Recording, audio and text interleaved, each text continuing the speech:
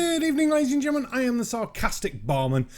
Now, I was half tempted to do some videos that have been sent to me this week, and as tempting as they were, I felt like a bit of a change, and I've got fed up with 5G for now and COVID and all that jazz. So I thought something we haven't looked at in a while. Flat Earth. One of the first things I started doing on this channel because these people are nuts. They're more nuts than anything else. And we found this lovely little ditty. So let's take it out. Just a quick one today, again pointing out obvious problems with this ISS nonsense. Just looking at spacewalks today. What's this? A quick image. 227 spacewalks at the International Space Station. I think this is as of January, okay? But essentially, the busiest year for spacewalks was 2007. Okay, busiest year, 2007, 23 spacewalks. Didn't they have like 5 or 6 components delivered to the ISS that year? What's your problem with that? And that was, what's that, 173 spacewalks in US space? Okay. Was 2007. That was 20 by the NASA Pantomime Company and 3 by the Russian Pantomime Company. What? Oh, do I really have to? Okay. You're an idiot. Prove that it's a pantomime company. I get fed up of saying these things, but...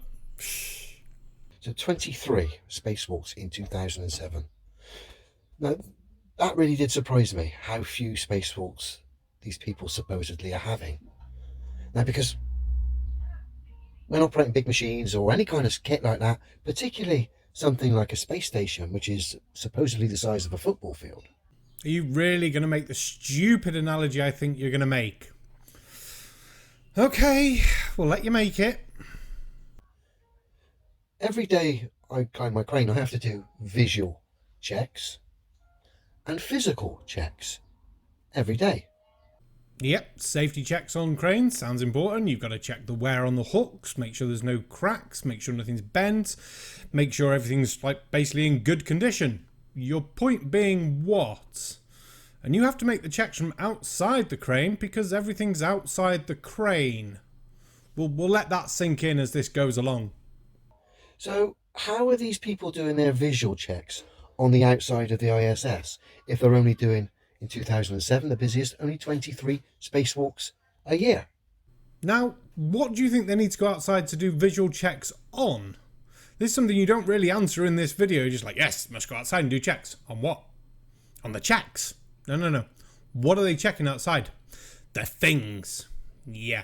Now, we'll just bring up the point where all you bloody flat earthers always moan about all the equipment and everything and all the wires and everything being visible from inside the ISS.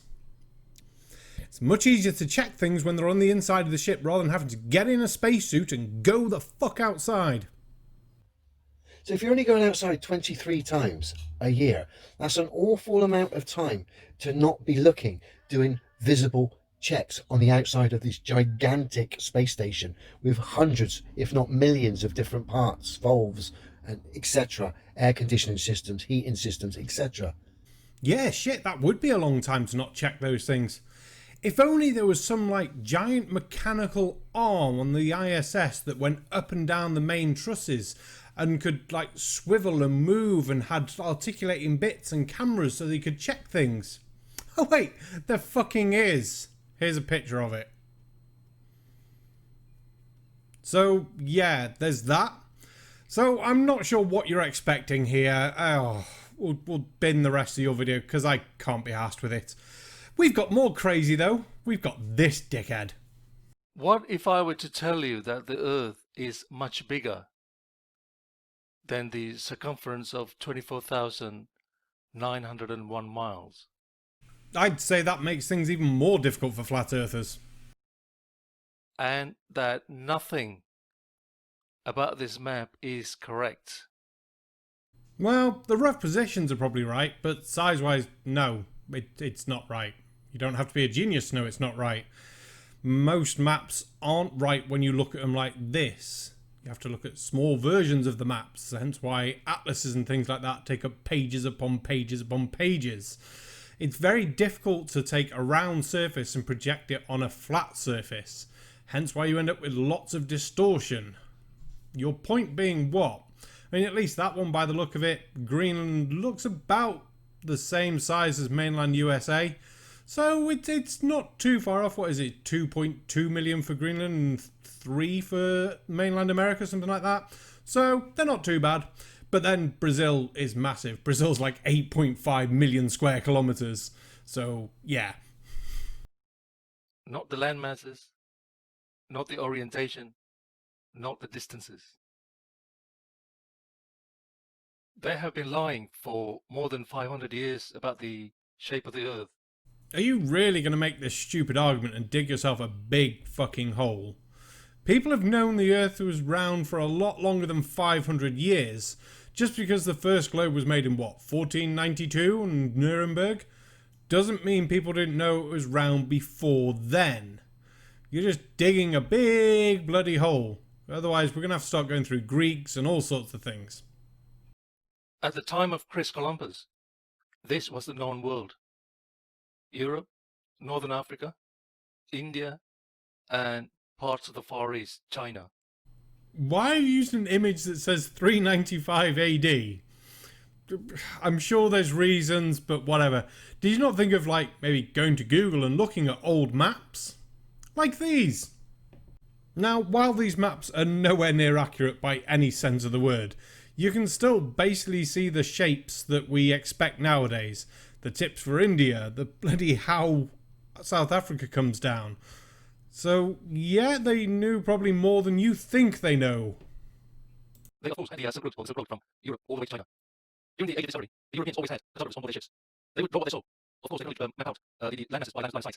They would sail along the coast and plot what they saw. And they had to use their imagination to fill in the interior of the continent, the land masses, because at the time they had no way of knowing real distances and the shapes. Then in 1569, Gerardus Mercator produced a map of the world, which became very popular in Europe. And a few years later, this map became the standard. Now, while it's true we do use Mercator projection style maps today, it's not exactly the same map. It's gone through many revisions and it's become a lot more accurate as far as a Mercator map can be. Mercator maps are great for straight line course bearings, but a bit poo for displaying size and heavily distort things at the poles, both north and south poles, because there are 2 of them. Hence why people tend to get very confused on how big Greenland is and go, oh yeah, Greenland's massive, it's like bigger than Africa. No, it's not. No, it's really not. And funnily enough, timeanddate.com used the Mercator map on their website today. Timeanddate.com are the gatekeepers of the heliocentric model. What? How are timeanddate.com the gatekeepers of the heliocentric model? They use it as their time zone map. And there is so much wrong with this map, which I will explain a bit later. We know what's wrong with the map. We understand the fucking problems of trying to take a 3D globe and put it on a flat piece of paper, or a computer screen in this case. You better hurry up and get to a fucking point here.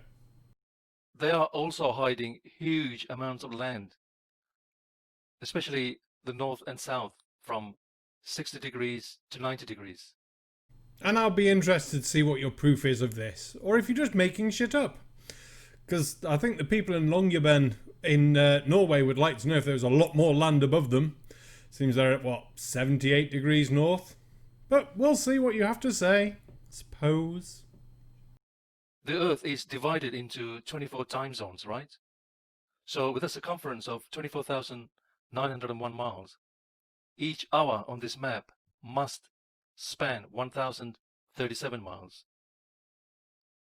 You must understand that to get this, to correctly read this map.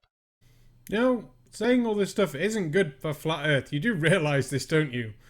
If each bit is over 1,000 miles, or 15 degrees, we'll keep it easy, how does the sun move at the same fricking distance at the same fricking time all over the world, no matter the season? It still takes that hour to go 15 degrees. But from how you're saying it, maybe this is wrong. This could be fun. They have compressed the continent of Asia into such a tiny area of land They made it so small. For example, look at this time at Shanghai, China, Chongqing, China, Urumqi, China. They are about 4 time zones away, but they show the same time. And you can blame the communists for that. What's your big deal? We know China's huge. It's basically the same size as the United States. Your point being what? They use one time zone. Whoop-de-doo. They have compressed the large country of China into this such a small area. Another anomaly is here, Urumqi and Hovid, Mongolia.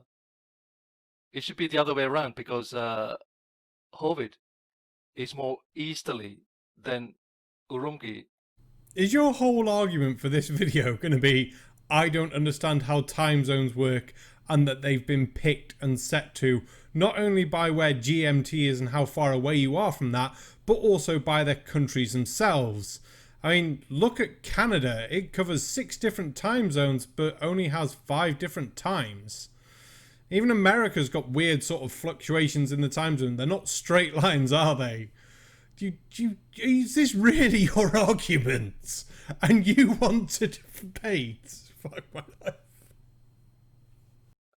And another example, Moscow in Russia and Anadyr, Russia, and on the far eastern coast. They tell us the distance is 3,848 miles with a flight time of 7.5 to 8 hours. But the problem is that they're 10 time zones away, 10 hours difference. So they should be at least 9,000 miles apart, not 3,848 as given. Moscow to that other place. 3,850 miles. Close enough. Hey, look at that. Big sort of curve on that. We go like this and turn this into a globe. Oh, look, that fucking works. Oh, really? Just look. Look. Globe. You seeing why lines down here curving out would make a difference? Fuck my life. More accurate? Not as accurate. More accurate? Not as accurate. This is not difficult, dude. What they're also doing is fucking with the distance and the flight times. If you've ever flown on an aircraft, on a modern aircraft, then you will see a display in front of you where you can watch movies and stuff, and that display also gives you information about the aircraft, the outside temperature, the airspeed, and the ground speed. So what these fuckers are doing is they're using, when they calculate time and distance, what they're doing is they're using the airspeed and not the ground speed. The airspeed is almost half of that ground speed. So in reality, the distance from Moscow to Anadyr is anything between 7 to 10,000 miles. Like I said, not 3,848 as given by them. So let's say it's 7,000 miles with a flight time of 8 hours. Do you want to do the maths on that? Now let's say it's 10,000 miles and it's flight time in 8 hours. Do the maths on that. These are some fucking fast planes we got here. Oh, you're trying to now think, oh yeah. It says the speed of the planes on them. We know what speed these planes go at. You're trying to say, no, they're lying. Planes are twice as fast. We might kind of notice that with these things called sound barriers and sonic booms. We have very accurate maps. We know these distances, if we really want, to the goddamn inch with modern GPS systems, laser measurements and all that shit. We also have to be quite accurate on these for fuel for these planes.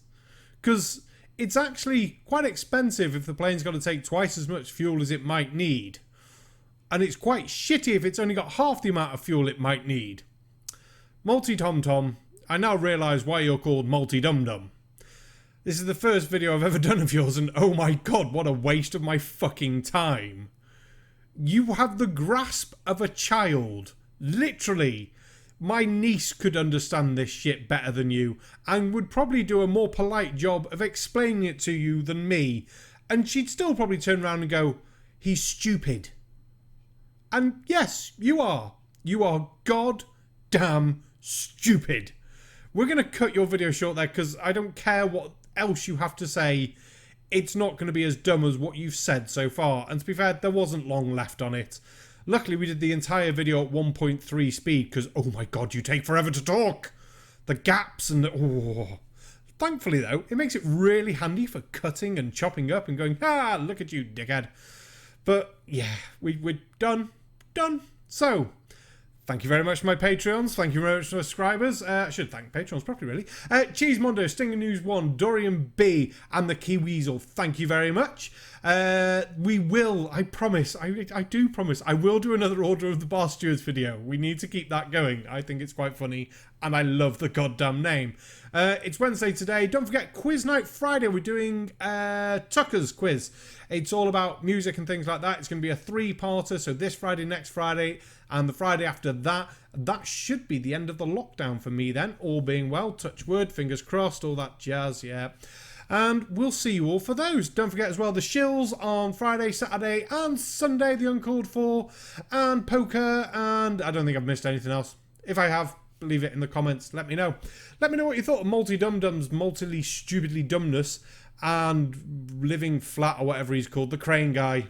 He's only ever going to be the crane guy to me, on his absolute stupidity of checking there wasn't some kind of giant remote controlled arm that they could check things with, and also help dock shuttles with, and do anything else they want to really do with.